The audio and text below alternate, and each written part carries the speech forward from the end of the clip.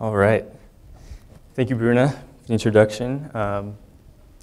So again, I'd just like to thank everybody for coming out today, and especially for asking me to speak. It's an honor and a privilege to speak at my university, and just to be part of the projects like Panchito and Nitya are doing. And so I'll get started.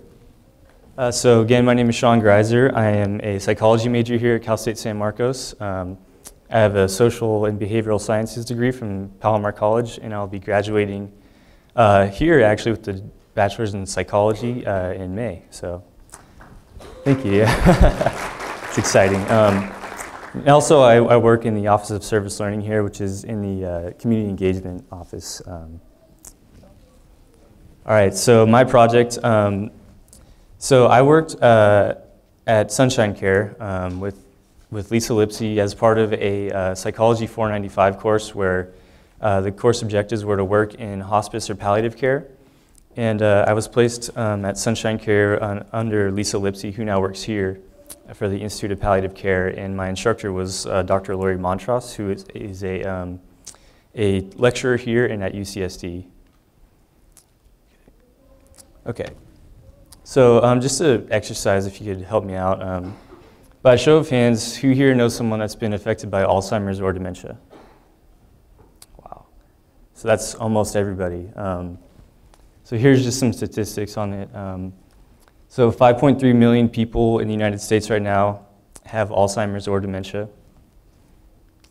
And in California, by the year 2025, so in about 9 years, 42.4% of adults over the age of 65 will have a chance of developing Alzheimer's or another form of dementia. So it creates an issue, especially for our county, of what do we do to help this population. And women and Latinos are actually disproportionately represented by having Alzheimer's. So another underserved community also with Alzheimer's. So it creates a really a big issue that we have to come together and support.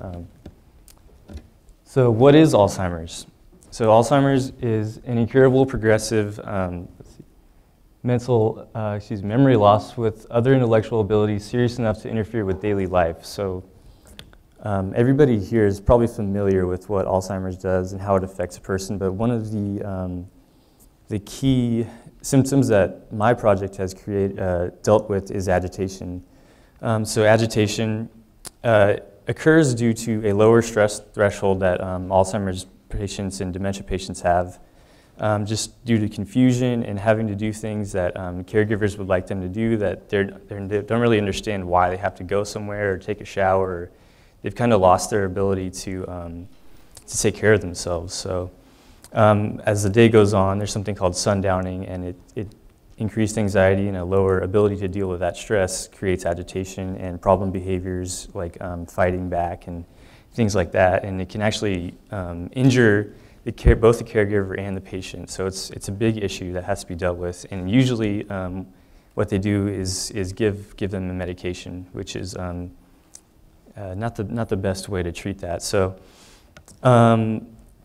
what is my project? So I've been working on creating playlists for Alzheimer's and dementia residents, specifically personalized musical playlists. So we go back and interview them, ask them about what their favorite type of music was when they grew up, when age 20s and 30s, stuff like that, so that the music that they have a specific memory connected with. And I think everybody in here has had some kind of memory of a song the first time they heard it, and it really is kind of a universal experience that you have. So music, it's important to know that the parts of the brain that interpret and understand music are one of the last parts to go in Alzheimer's and dementia. So it really is an effective intervention, and it's a cheap and really easy to implement in a home or a skilled nursing facility. So what do we do about it? How do we best serve this population? So like I said before, the care that's provided to people is hard to come by. It's very expensive, and I'll talk about that later. But I propose that we start individualized music therapy for residents with Alzheimer's or dementia. And I just wanted to show a quick video about what it actually looks like.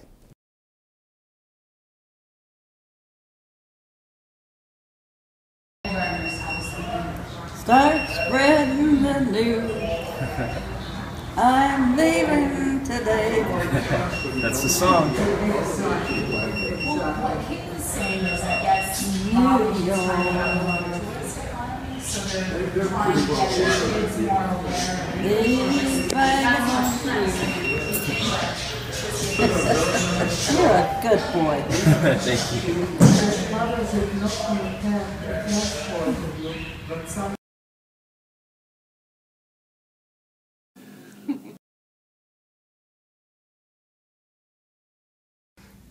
You used to sing, right?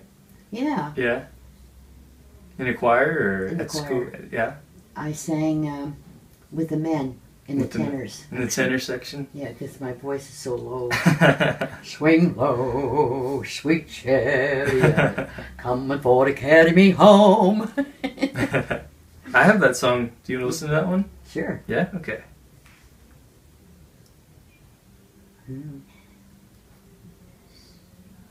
Sweet chariot,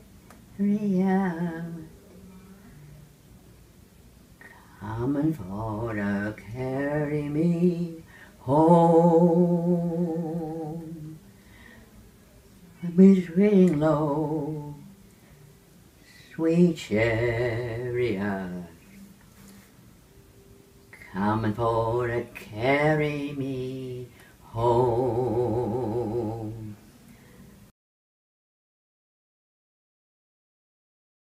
So do you remember that song from The Sound of Music? The hills are alive with the sound of music. Do you remember that song? Mm-hmm. Yeah? Oh. Did you used to sing when you were younger? Mm-hmm. Yeah? Did you sing that song? Probably. Probably, yeah. What else did you like to sing? Oh, I don't know. You don't know. No, but Just- anything. Anything? You sang in a choir, right? I don't know, I can't remember. Can't remember, no. But you like Sound of Music though, right? Mm-hmm. Yeah.